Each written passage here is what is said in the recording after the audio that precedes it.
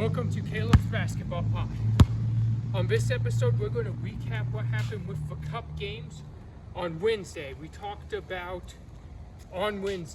Caleb's Basketball Pod, we talked about the games that happened on Tuesday. We're going to recap what happened on Wednesday night. Wednesday night was an action-packed slate of hoops where we had the Atlanta Hawks against the New York Knicks at Madison Square Garden. Huge game. We had Trae Young go in and silence the Knicks crowd again. He's no stranger to silencing the Knicks crowd. He did it on their home floor a couple years back in the playoffs as well, when the Hawks won that series in 5 games. Well, he did the same thing this past Wednesday, and now he set up his Hawks. Big contributions from Jalen Johnson, 18 rebounds, 20 offensive rebounds. That is a mistake on the glass for the Knicks, and you don't win games when you give up 20 offensive rebounds. If you, when you get a stop, big thing about getting a stop is solidifying the stop. So we got the stop. How do you finish that stop? Rebounding is how you finish the stop. If you get the stop, but if you don't get the rebound, you did get the stop fully. So rebounding is closing out that possession and getting your team possessions. Atlanta did a great job at getting extra possessions against New York. New York, in my opinion, struggled to match the energy of the Hawks. It was a physical game. The Hawks wanted to play physical. They played physical. The Knicks didn't match that, in my opinion. Brunson struggled. Dyson Daniels did a really good job keeping up with him, making shots difficult. As I spoke on, there were no foul calls. There were many foul calls. And Jalen Brunson is a player who likes to get that contact. He likes to pump fake, get in, and draw that foul. Well, if then let it go, he's not getting to the free throw line. Therefore, he's cold. And at that point, makes it hard to get going when he stays cold all night, because now he's just missing. He's not getting to go to the free throw line undefended and get those shots up. So it was a difficult night for the Knicks shooting as well. At one point they had missed like 9 or 10 straight 3-pointers in the fourth quarter. Again, you don't win games like that. And they're a good offense. They'll be fine to bounce back. But it's just, in my opinion, it was hustle level. The Hawks, I think, out-hustled the Knicks in that game, and they just got all the extra things, like I pointed out, for offensive rebounds, but also big shots from Bogdanovic, hit a few big shots. Trae Young got going late in the game. Dyson Daniels did a really good job defending. DeAndre Hunter off the bench. That Hawks team has a lot of big, athletic, long wings.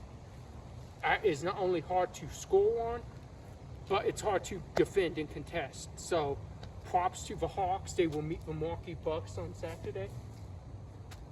And then we move on to Game 2 of that night. Game 2 of that night was also, even more than Game 1, a defensive showdown.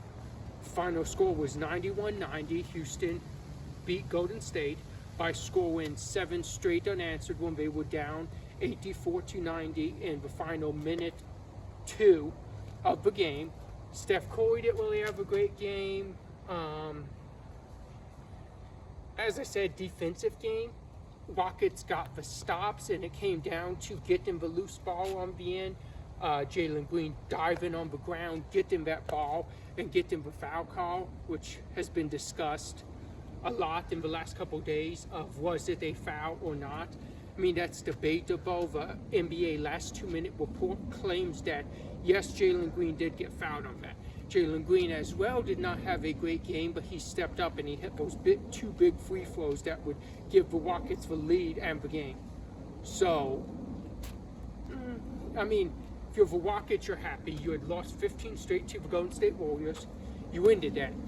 A lot of these guys currently on the Rockets weren't even in the league, some of them, the last time the Rockets had beat the Golden State Warriors. So that alone is a big thing, big accomplishment in my opinion.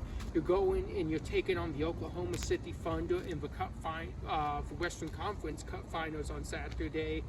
well, over the weekend. But the big point about this is a couple weeks back, everyone remembers it was a Sunday where you had the Cavs and Celtics 1 and 2 in the East, and you had the Thunder and Rockets 1 and 2 in the Western Conference. You had both of them play on the same night. Well, that night, Houston took that game.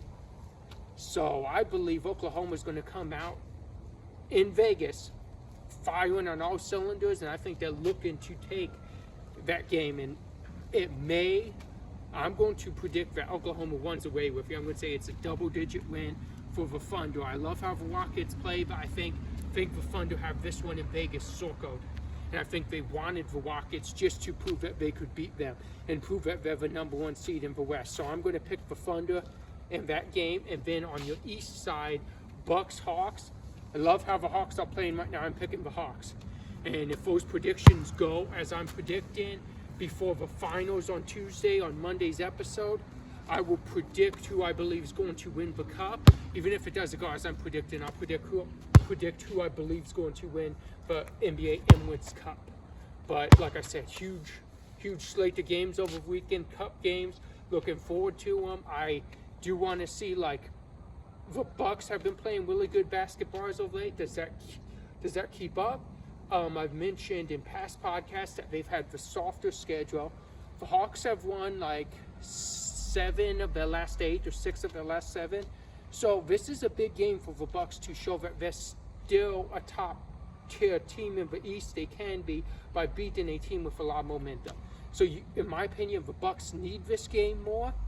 But I do love how the Hawks are playing, and I'm predicting the Hawks to take it. And then on the flip side, I do think Houston needs the game more than Oklahoma, but I think Oklahoma is going to take it. I really do.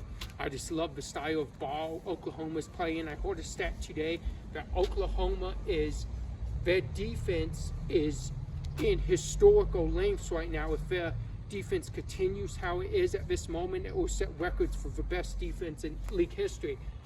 And I mean, I don't know that that's necessarily true, but it's still an amazing accomplishment. And the fact that they're doing this without Chet Holmgren, who could possibly be their best defender. You would think him, Dortz, Caruso, or Hawkenstein would be their best defender. And Chet's not even playing yet, not till like mid or late January. So this Thunder team, as I predicted before the season started, they're going to be dangerous. And they could go all the way to the NBA Finals, which, again, early on before the season started was my prediction. But right now it could be anyone, but I love that Thunder team. I just think they're packed.